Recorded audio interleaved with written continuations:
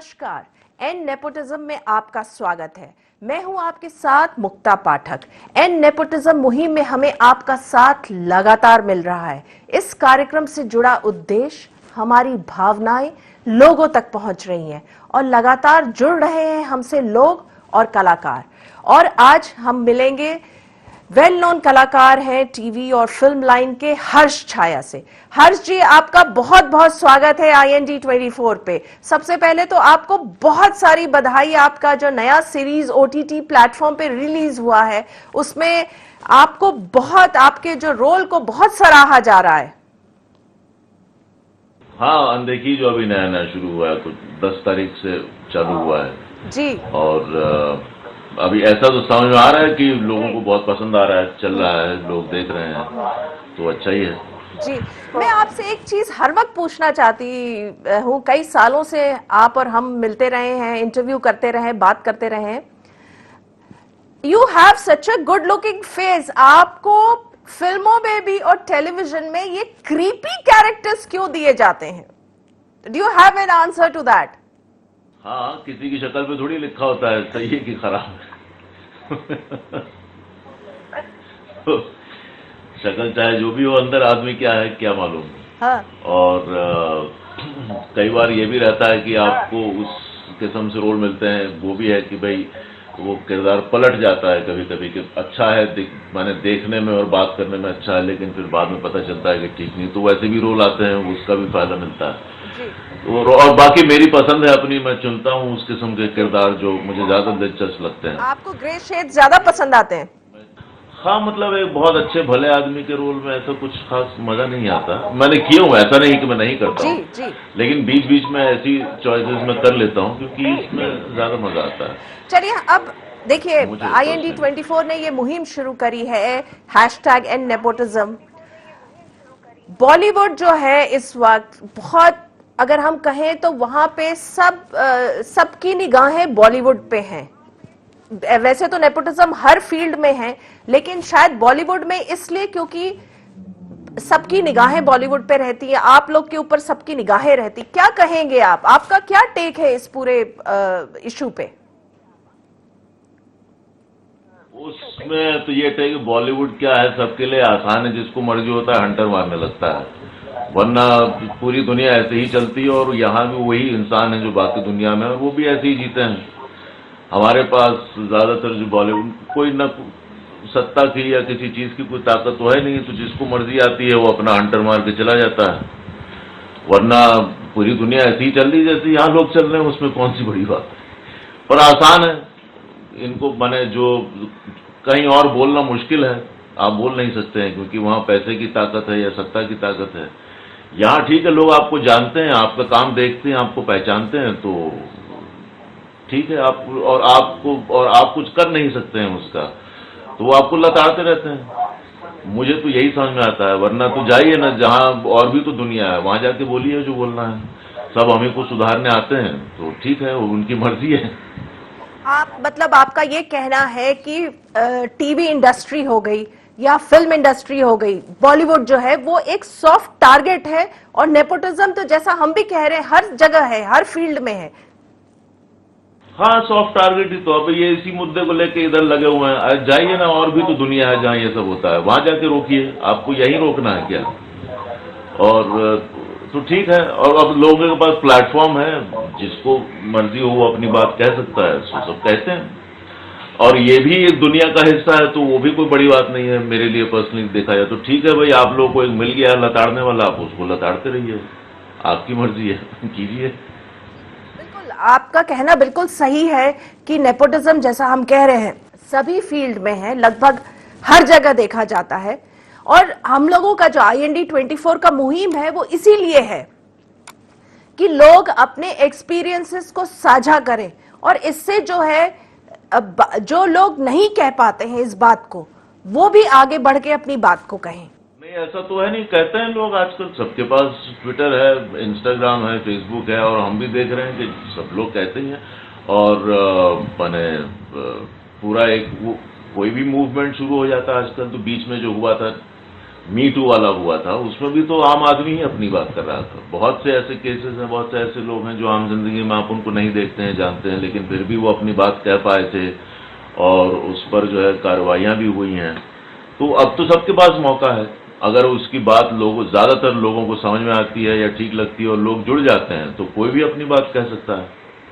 सही कह रहे हैं आप। इससे पहले जो है मीटू का मूवमेंट भी चला था और उसको भी काफी बल मिला था, कई लोग बाहर आए थे और कई। तो आपको क्या लगता है अभी जिस तरह से फिल्म इंडस्ट्री में अगर हम बात करें तो फिल्म कलाकार हैं, टीवी के कलाकार हैं जो नेपोटिज्म इशू पे लगातार वोकल होके बोल रहे हैं, तो आपको लगता है इससे कुछ अंतर आएगा, फर्क पड़ेगा बॉलीवुड में, टीवी इंडस्ट्री में, वर्किंग में, सिस्टम में?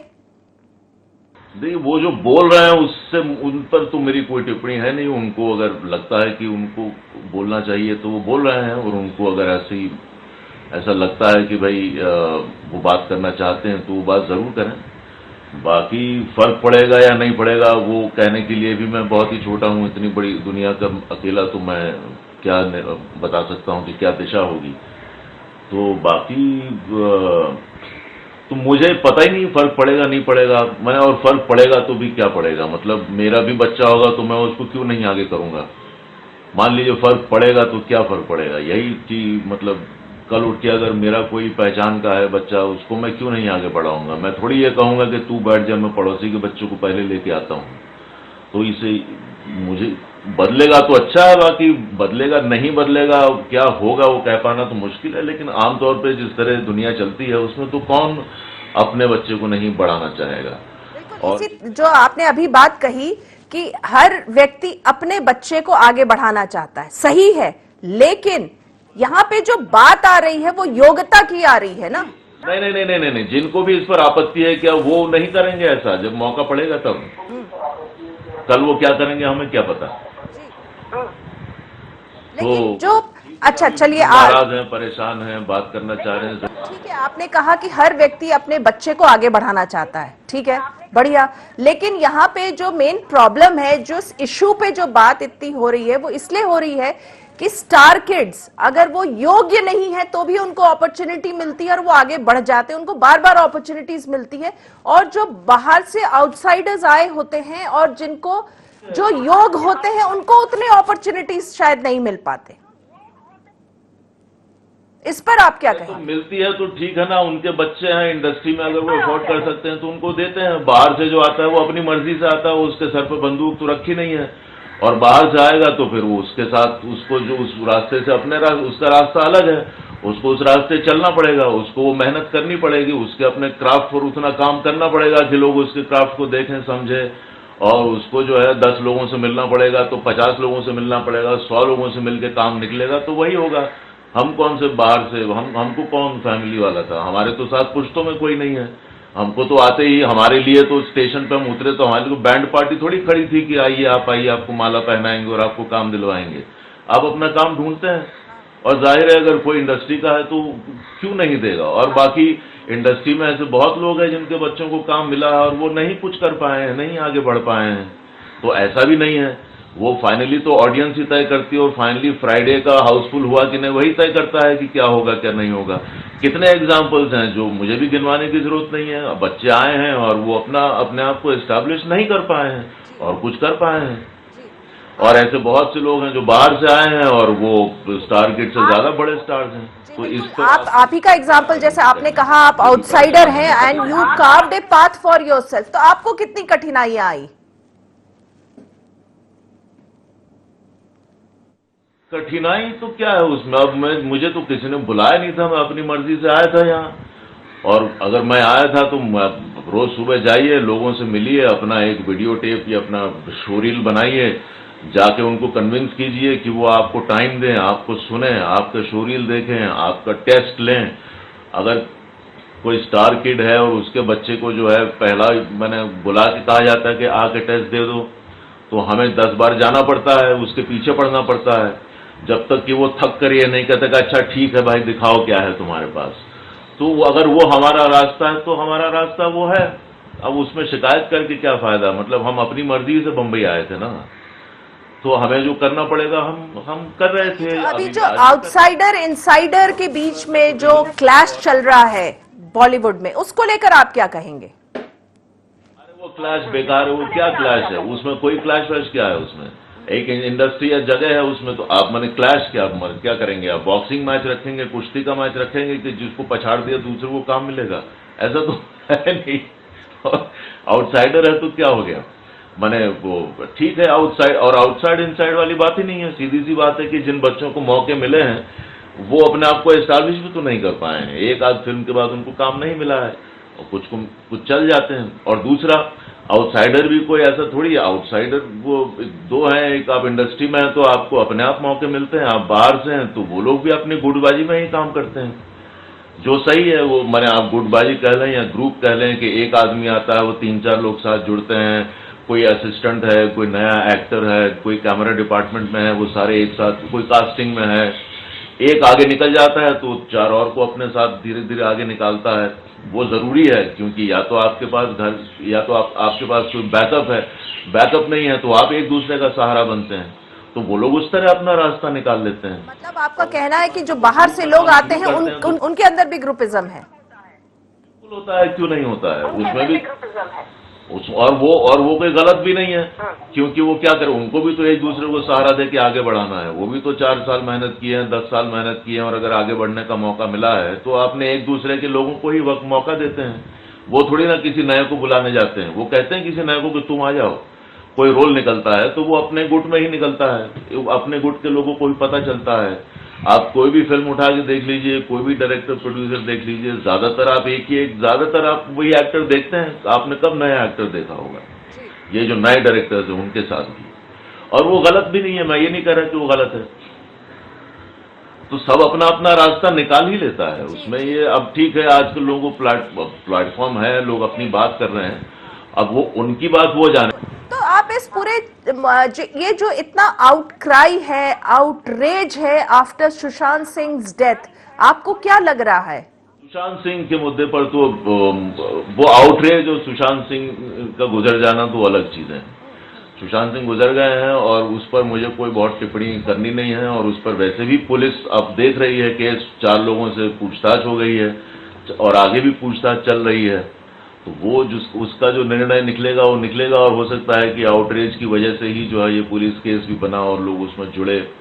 लेकिन वो पता किसको है कि एक्चुअली क्या हुआ है? वो तो अब ठीक है, पुलिस आई है तो वो जान करके बताएगी, और उसके बाद अगर ये पता चलेगा कि यही वजह है तो उस पर बात की जाएगी। अभी तो उस पर बात करने की वजह नहीं है कोई। लेकिन अगर हम देखें तो पब्लिक जो है वो, अगर हम बात करें करण जौहर की, सलमान खान की, बड़े बैनर्स की, यशराज बैनर, प्लस जो स्टार किड्स हैं वो सबके फॉलोअर्स कम हो गए हैं, उनके खिलाफ एक मुहिम है, PIL फाइल हुए, इस सबको आप किस रूप में देख रहे हैं?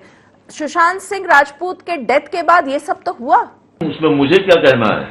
अगर लोगों का एक गुस्सा है या लोगों को कुछ अद्भुत तरीके से बातें लग रही हैं और उस वजह से कुछ चीजें हुई हैं, तो ठीक है, तो कानून जुड़ गया है उसमें और काम आगे चल रहा है उस पर।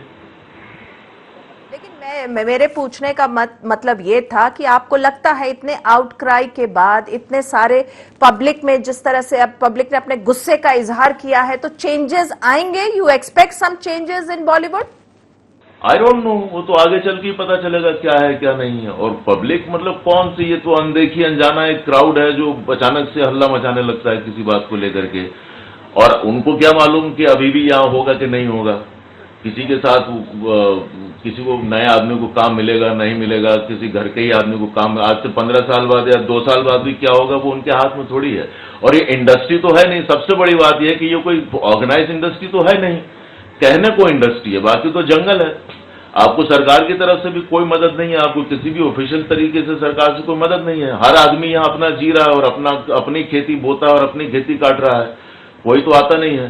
तो ये सही मायनों में तो जंगल है, तो जंगल में तो वही होगा जो जंगल में होता है, और क्या होगा? बिल्कुल, बहुत अच्छा पॉइंट आपने बताया कि एक्चुअली में ये इंडस्ट्री नहीं है, सिस्टमैटिक नहीं है, रूल्स नहीं है। आप जंगल में चले जाओ, आप जंगल में घुस जाओ और आप कहे कि हमको शेर नहीं खाएगा, ये तो बेकार बात है।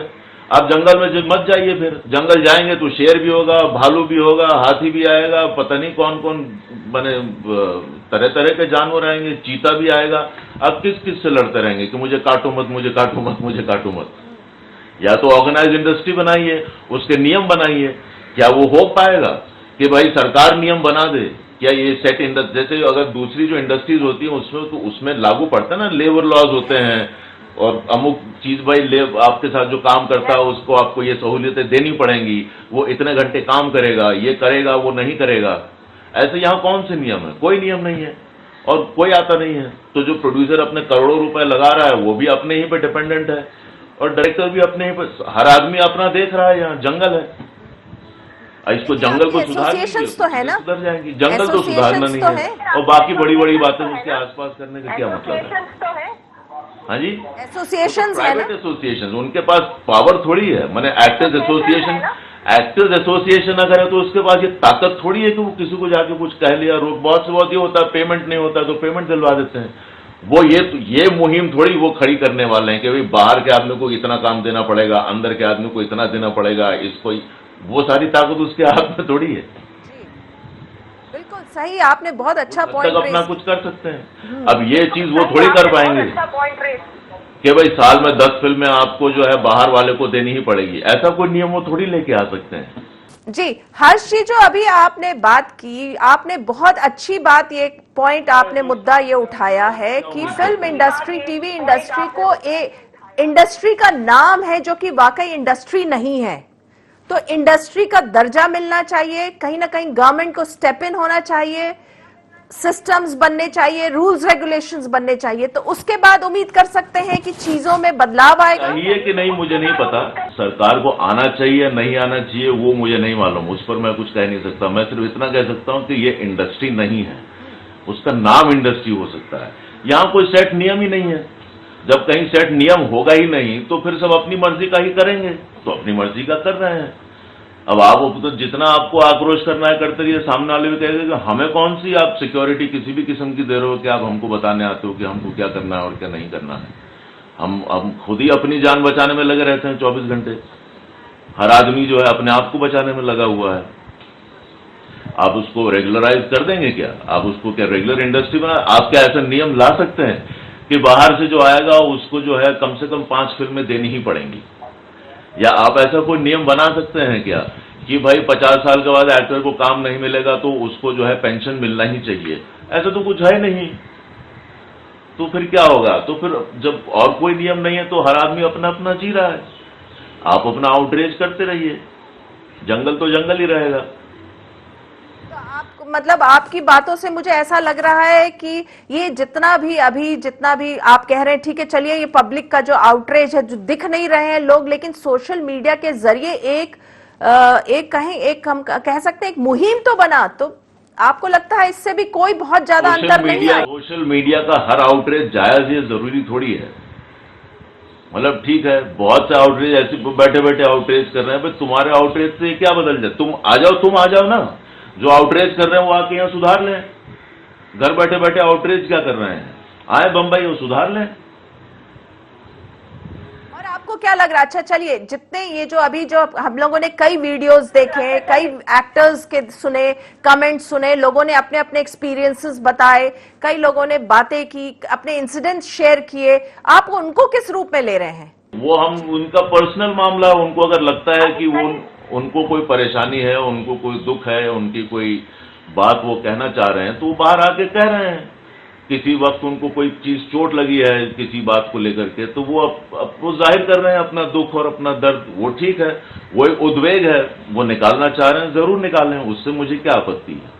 मतलब जैसे हम अगर यहाँ काम कर रहे हैं तो हमारे साथ भी होता है कि भाई आप गुटबाजी कह लें या नेपोटिज्म कह लें या जो भी कह लें, कि आप एक काम कर रहे होते हैं तो कोई और आके कहता है कि नहीं उसको मत लो, मेरे दोस्त को ले लो, मैं उसको जानता हूँ, एक गुट में 4 लोग हैं, हम अगर मान लीजिए बाहर के हैं तो हमसे तो कितनी बार जो है 1-2 बार तो खुद डायरेक्टर्स ने भी कहा है, काम कर लेने के बाद जब हम काम शुरू करते हैं और बातचीत होने लगती है, जब एक दूसरे पर एक विश्वास बनता है, ट्रस्ट बनता है, दोस्त बन जाते हैं, तो बाद में जाके ये भी पता चलता है कि भाई तुमको कास्ट करने वाले थे, लेकिन उससे पहले पता नहीं कुछ तुमको 3 फोन आए कि उसको मत लो और इसको ले लो, अरे उसको मत लो, वो तो बहुत है, उसको लोगे तो तुमसे काम नहीं हो पाएगा, उसको लोगे तो वो तो बड़ा अजीब आदमी है, वो तो बड़ा गुस्सा होता है, वो सुनता नहीं है। और उसके बाद उसी डायरेक्टर ने मेरे साथ एक नहीं दो फिल्मों में काम किया है। तो वो तो अब इस बात को क्या लेकर हम रोने बैठ जाएं? नहीं, मुझे पर्सनली मुझे वो नहीं करना, क्योंकि ये जंगल है, जंगल तो ऐसा ही है, और हम अपनी मर्जी से आए, तब जो होगा हमको झेलना और अपना रास्ता निकालते चलना है। मतलब आपने माना ना, आपके साथ भी आपने भी फेवरेटिज्म, ग्रुपिज्म, इससे आपने भी सफर किया है। माना तो ठीक है, माना इसलिए माना तो कोई बहुत बड़े दुख की बात थोड़ी है मेरे लिए। मेरे लिए कोई बहुत पर्सनल उद्वेग निकालने के लिए कुछ है नहीं कि हाय देखिए मेरे साथ क्या हो गया। मैं उसको इस तरह से देखता हूं कि यही होना था और तो कुछ होना नहीं था। कई कितने सारे काम है जो हमको नहीं मिले होंगे, हमको पता भी नहीं होगा कि हमको मिलना था और नहीं मिला क्योंकि कोई और चला गया उसमें। तो ठीक है, यही होता है तो होता है। चलिए, जाते जाते आप क्या कहना चाहेंगे, आपके फ्यूचर प्रोजेक्ट्स के बारे में कुछ बताएंगे? दूसरे प्रोजेक्ट मैं अभी एक फिल्म करने वाला हूं। अभी तो ये सील के बाद एक फिल्म अभी मैंने की है, वो आएगी सुसाइड प्रिवेंशन पे। वो एक फीचर फिल्म है एक्चुअली, बट सुसाइड उसका टॉपिक है। तो और आदित्य कृपलानी उसके डायरेक्टर हैं जिन्होंने वो फिल्म बनाई है। उनकी दो फिल्में अभी नेटफ्लिक्स पे काफ़ी चलती हैं। एक उन्होंने फिल्म बनाई है टिकली एंड लक्ष्मी बॉम्ब, और एक फिल्म उन्होंने बनाई है टोटा पटाका आइटम माल। ये दोनों वो इंडिपेंडेंट फिल्म मेकर हैं। तो एक मैंने उनके साथ फिल्म की अभी नॉट टुडे, वो आने वाली है बस कुछ ही महीनों में, वो अभी तो फाइनल स्टेजेस पर है। उसके अलावा अभी जो भी कुछ होना था वो तो अभी बंद पड़ गया है कोरोना की वजह से, तो जब शुरू होगा तब शुरू होगा। जाते जाते आप IND24 के दर्शकों को कुछ कहना चाहें तो? कुछ नहीं, अब अनदेखी देखें और अब बताइए कैसा काम लगा। बस यही कहना चाहेंगे अभी तो। अच्छा, आपने IND24 से अपने बातचीत की, अपने अपना व्यूज शेयर किया, आपको बहुत बहुत धन्यवाद। तो ये थे हर्ष छाया, जो कि वेल नोन नेम है बॉलीवुड में, टीवी इंडस्ट्री और फिल्मों के। उन्होंने अपने एक्सपीरियंसेस और अपना व्यू पॉइंट शेयर किया नेपोटिज्म के ऊपर। उनका ये कहना है कि जब आप निकलते हैं किसी सफर में, किसी रास्ते में, किसी कैरियर को आप चूज करते हैं, और वहां पे जो चीजें होती हैं, आपको अपना रास्ता खुद बनाना पड़ता है। और उनका ये भी टेक है कि नेपोटिज्म पे, कि जो लोग होते हैं वो अपने ही तो अपने बच्चों को आगे बढ़ाएंगे, जाहिर बात है, लेकिन पूरा जो मुहिम है वो यही तो है कि स्टार किड्स या जो बच्चों को बढ़ाया जा रहा है वो तो ठीक है, लेकिन अगर वो योग्य नहीं है तो उनको क्यों बढ़ाया जाए, और उनके बदले में आउटसाइडर को क्यों ना, जो योग्य हो उनको क्यों ना आगे बढ़ाया जाए। तो #End Nepotism with IND24 ये हम मुहिम चला रहे हैं। इसमें आप भी जुड़ सकते हैं, आप अपने अपने जो एक्सपीरियंसेस है हमारे साथ साझा कर सकते हैं। आप हमारे साथ फेसबुक, ट्विटर और इंस्टाग्राम में जुड़ सकते हैं। तो इस बार इतना ही, अगले बार हम एक नए पर्सनालिटी के साथ मिलेंगे। तब तक के लिए दीजिए हमें आज्ञा, नमस्कार।